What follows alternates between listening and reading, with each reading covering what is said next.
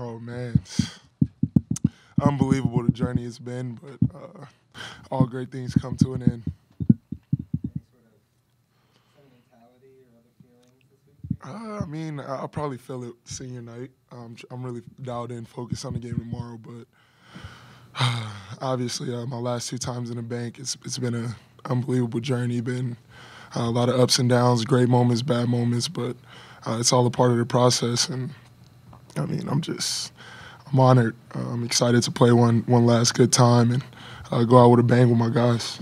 I mean, obviously, if you came here originally out of high school, it would be under a different coaching staff. Yeah.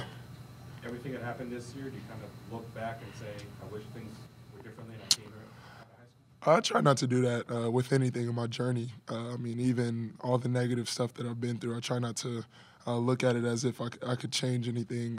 I'm more embrace it, just like, man, it's a part of what makes me unique, what makes me the person I am, and everything that's happened along my journey has been learning experience.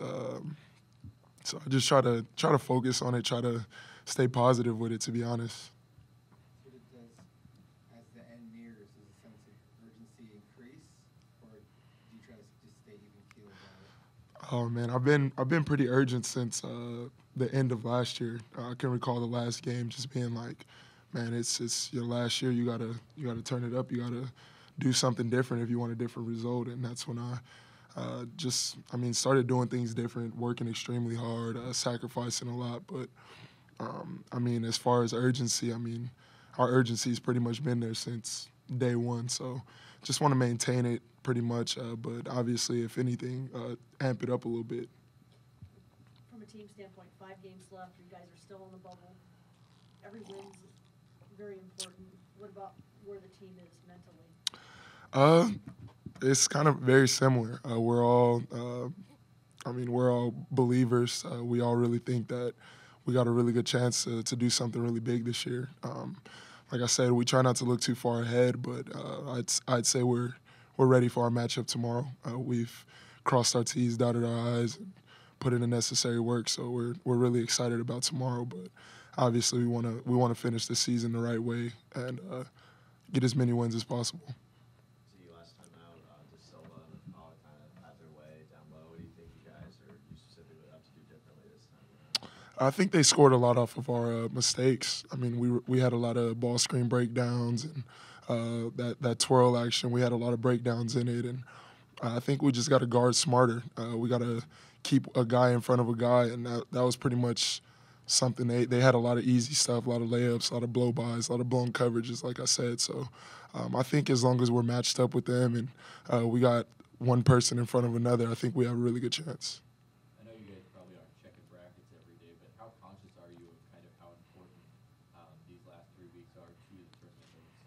I mean, I've been pretty conscious of it since Pac-12 started, but obviously with the some of the games that we've given up, uh, I'd say it's imperative that we finish the right way and pretty much go on a streak. But I mean, you can't go on a streak if you don't take care of business one game at a time. So um, that's pretty much our biggest focus, just trying to remain consistent. Consistency is something we've been preaching a lot, but we haven't been doing it as well, and that's something that we're looking to turn up this week. I mean, obviously, you have a good record. I think you won every game in Pac-12 after you lost the Pac-12 game.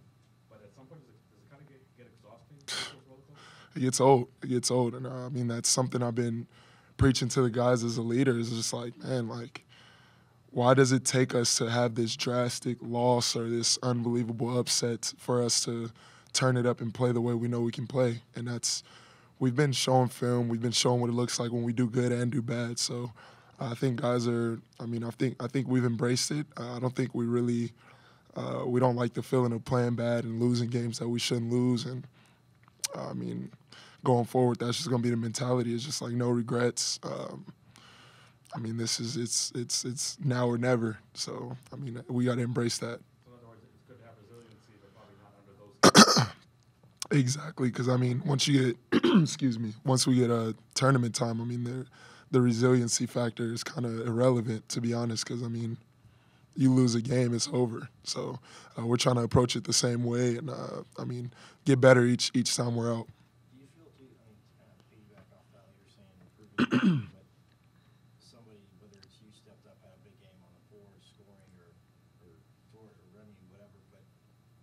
everybody plays at that level, that this is a team that people aren't really going to want to match up against as you get deeper into the tournament? I mean, is that kind of in your guys' thought process? I mean,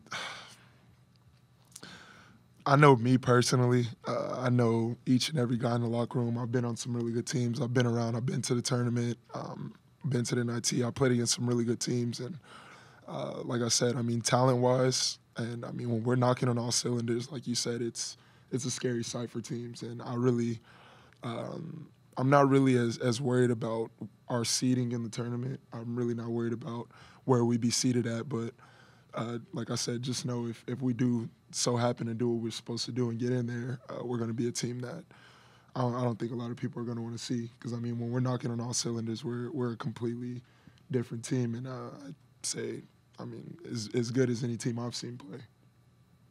You mentioned the kind of the tournament aspect of it, the resiliency is irrelevant. Does that, I guess, scare you at all, knowing that kind of the Pac-12 play has been this bumpy and you guys haven't been able to show like those long stretches?